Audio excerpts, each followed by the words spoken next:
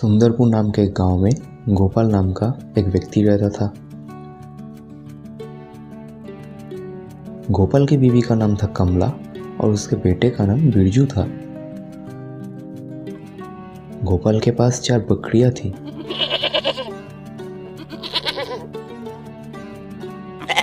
गोपाल की बीवी रोज उन बकरियों से दूध निकालता था और गोपाल रोज गांव-गांव जाके वो दूध बेचता था।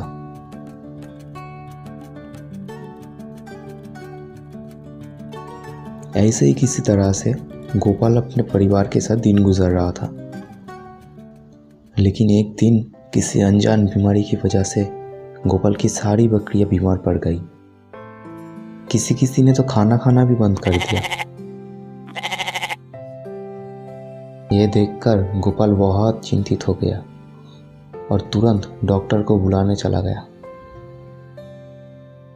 डॉक्टर ने गोपाल से कहा, गोपाल, तुम्हारी बकरियों को एक भारी बीमारी है, मैं इनको नहीं बचा सकता। ये सुनकर गोपाल बहुत उदास हो गया। इसके कुछ दिन बाद ही सारी बकरियां एकदम से मर गई। गोपाल के पास नए बकरी खरीदने के पैसे भी नहीं थे।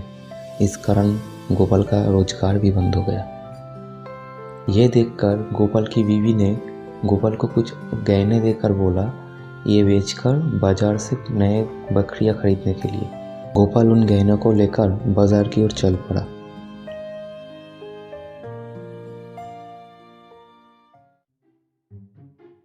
लेकिन रास्ते में एक चोर ने गोपाल का पीछा किया और गोपाल के हाथ से वो गहने लेकर भाग गया। गोपाल भी चोर के पीछे चोर चोर, उसे पकड़ो ऐसे कहते हुए दौड़ने लगा। दौड़ते दौड़ते वो दोनों एक जंगल में पहुंच गए। लेकिन चोर जंगल में कहीं छुप गया था, इसलिए गोपाल बहुत उदास हो गया और एक पेड़ के नीचे बैठ के रोने लगा।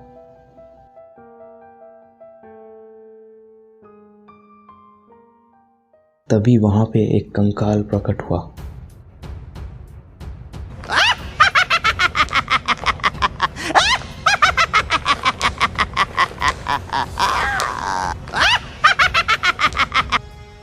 कंकाल को देखकर गोपाल बहुत डर गया। कंकाल ने गोपाल से कहा, मैं कंकाल राज हूँ, मुझसे मत डरो। मुझे बताओ तुम्हारी क्या तकलीफ है, तुम रो क्यों रहे हो यहाँ पर ऐसे। गोपाल ने सारी बात कंकाल राज को बताया।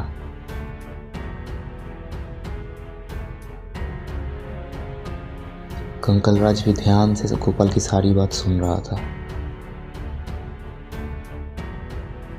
सारी बात सुनने के बाद कंकाल ने हाथ फैला के एक जादू किया और तभी जमीन के नीचे से एक मटका बाहर आया। कंकाल राज ने कहा, ये लो, इसमें तुम जो मांगोगे तुम्हें वही मिलेगा, लेकिन कभी लालच करके एक दिन में एक से ज़्यादा बार मत मांगना। अगर मांगे तो बहुत बुरा होगा, तुम्हें बहुत ज़्यादा पछताना पड़ेगा। ये लो, इसे लेकर जाओ। ऐसा कह के कंकाल राज फिर से गायब हो गया।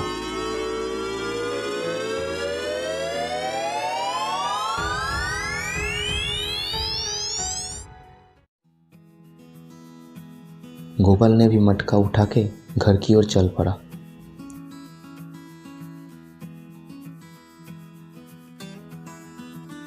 लेकिन ये सब कुछ वो चोर पेड़ के पीछे से देख रहा था। चोर ने भी मटका चुराने के लिए गोपाल के पीछा किया। गोपाल घर पहुंचते ही अपनी बीवी को सब बताया।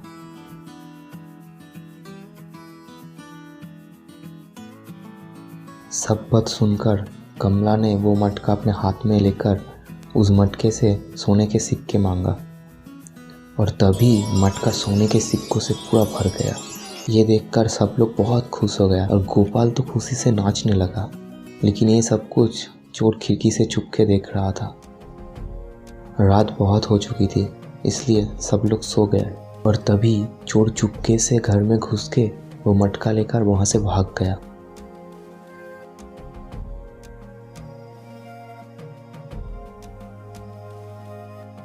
सुबह उठकर जब मटका नहीं मिला तो गोपाल बहुत उदास हो गया।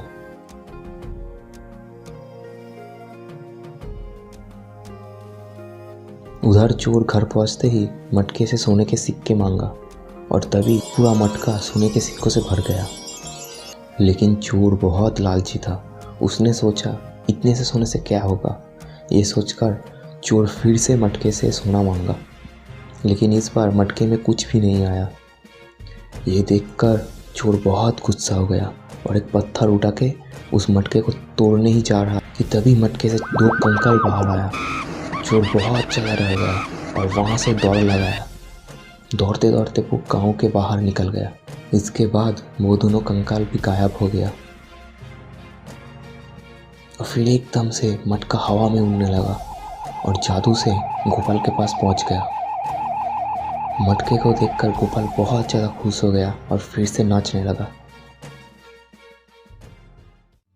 इस तरह से गोपाल मटके की मदद से उस गांव का सबसे अमीर इंसान बन गया और खुशी खुशी रहने लगा।